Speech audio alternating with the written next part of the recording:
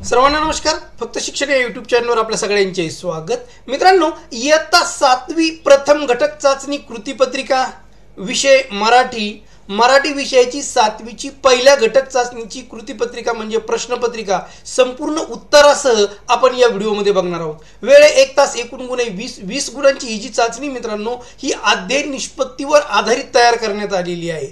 तुम्हाला सरावासाठी हे देण्यात येत आहे. तर आपण बघूया. तत्पूर्वी माझी आपणास नम्र विनंती, माझ्या फक्त शिक्षण यूट्यूब चॅनलला जर सबस्क्राईब केलं नसेल तर सबस्क्राईब करा, नोटिफिकेशन ऑन करा, म्हणजे माझे नवनवीन व्हिडिओ तुम्हाला सहज मिळत जातील.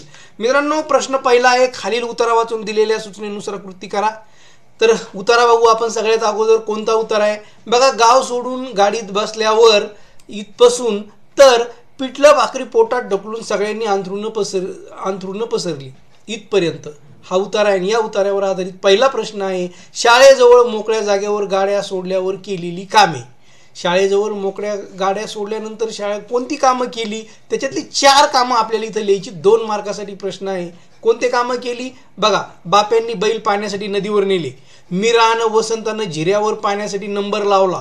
पोरं बादली कळशी घेऊन पाण्यासाठी नदीवर गेली आणि बायकांनी चुली पेटवल्या. त्यानंतर मित्रांनो प्रश्न पहिला ब आहे, चौकट पूर्ण करा. 1 मार्कासाठी आहे. उतार्यात आलेल्या खाद्यपदार्थाची नावे. हा जो उतारा आहे ह्या उतारात आलेली खाद्यपदार्थाची नावे आपण बघा. इथं सगळ्यात शेवटी पिठलं भाकरी, तर पिठलं आणि भाकरी. पुढे जाऊया. कृती अभिव्यक्ती, ग्रामीण भागातील स्थलांतर रोखण्यासाठी उपाय सुचवा. ग्रामीण भागातील स्थलांतर रोखण्यासाठी उपाय सांगायचे. 2 मार्काला, अर्थात स्व अभिव्यक्ती आहे हा प्रश्न. तुम्ही जो लिहाल ते बरोबर असणार आहे मित्रांनो. बघा, ग्रामीण स्थलांतर रोखण्यासाठी काही महत्त्वाचे उपाय. गावात रोजगार नाही तर तो द्यावा. शेती करणे सोपे आणि आकर्षक बनवावे. गावाकडे सोयी सुविधा द्याव्यात.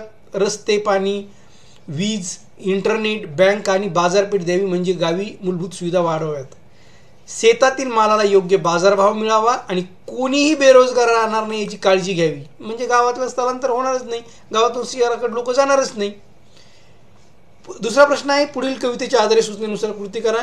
त्या अगोदर आपण कविता पाहू. कोणती? श्रावण मास 4थी कविता आहे मित्रांच्या कवितेवर आधारित पहिला प्रश्न आहे. श्रावण मास या कवितेचे कवी कोण आहेत?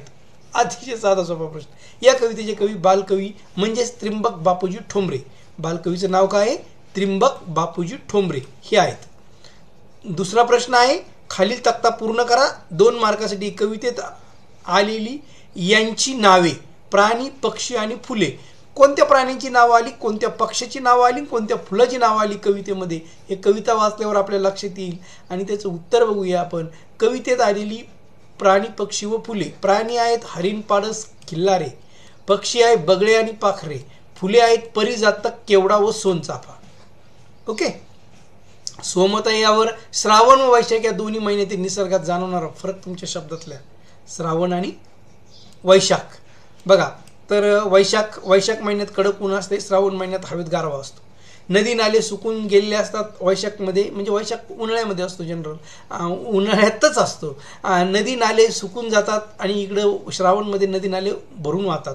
पाण्याअभावी पशुपक्ष्यांचा जीव कासावीस होतो. इकडे पशुपक्ष्यांना मुबलक प्रमाणात पाणी मिळते. आणि वैशाखामध्ये सगळीकडे ओसाड जमीन असते, तर श्रावणामध्ये सर्व धरती हिरवागार होऊन केलेली असते. पुढे जाऊया. व्याकरण 6 मार्काचं आहे. सूचनेनुसार कृती करा. खालील वाक्यात नामाशी जोडून आलेले प्रत्यय शोधा. राम मित्राशी बोलतो, रेश्मा पालीला घाबरते. तर बघा, राम मित्राशी बोलतो, नाम आहे मित्र आणि प्रत्यय आहे शी. रेश्मा पालीला घाबरते, नाम आहे पाल आणि प्रत्यय आहे ला. पुढे गटातील शुद्ध शब्द ओळखा. श्रीमंत, धनवान, गरीब, लखपती. रात्र, निशा, प्रभात, यामिनी. तर इथं श्रीमंत, धनवान, लखपती हे समानार्थी. गरीब हा वेगळा आहे आणि रात्र, निशा, प्रभात, यामिनी याच्यामध्ये सगळ्यांचा अर्थ, या तिन्हीचा अर्थ रात्र, निशा, यामिनी म्हणजे रात्रच आणि प्रभात हा वेगळा आहे. खालील वाक्प्रचाराचा अर्थ सांगून वाक्यात उपयोग करा. 1 मार्कासाठी मनात काऊर उठणे. मनात काऊर उठणे, मनात विचारांचे वादळ येणे. माझ्या मामाच्या गावात खूप पूर आल्यामुळे माझ्या मनात काऊर उठले. आणि पुढचा खालील शब्दाचे अर्थ लिहा. झिरा आणि सरमाड. तर झिरा अर्थाचा अर्थ आहे झरा, सरमाड बाजरीचे ताट. मित्रांनो, उतारा 5 मार्काचा, कविता 5 मार्काची 10 मार्क, 6 मार्काचं व्याकरण 16 मार्क आणि आता 4 मार्काचं आपण इथं पत्रलेखन घेतलेलं आहे. तर बघा प्रश्न चौथा, वक्तृत्व स्पर्धेत प्रथम पारितोषिक मिळवल्याबद्दल अभिनंदन करणारे पत्र तुझ्या मैत्रिणीला लिहा. 5 ऑगस्ट 2024. प्रिय गायत्री, कशी आहेस तू? मी इकडे मजेत आहे. तू तिकडे खुशाल असावी ही ईश्वरचरणी प्रार्थना करते. आज सकाळी वर्तमानपत्रात तुझा फोटो पाहिला आणि ती बातमी वाचून तर माझा आनंद गगनात मावेन असा झाला. म्हणजे पत्रलेखनात थोडे वाक्प्रचार वगैरे आले किंवा मनीचं जर टाकता आले तर आनंदाची गोष्ट. जिल्हास्तरीय वक्तृत्व स्पर्धेत तू प्रथम क्रमांकाचे पारितोषिक मिळवलेस. या उत्तुंग यशाबद्दल तुझे मनापासून अभिनंदन. आधीपासून उत्तम संभाषण कौशल्य, प्रभावी वाणी या अंगभूत कौशल्यामुळे वादविवादात तुझा हात कोणी रोखू शकत नाही.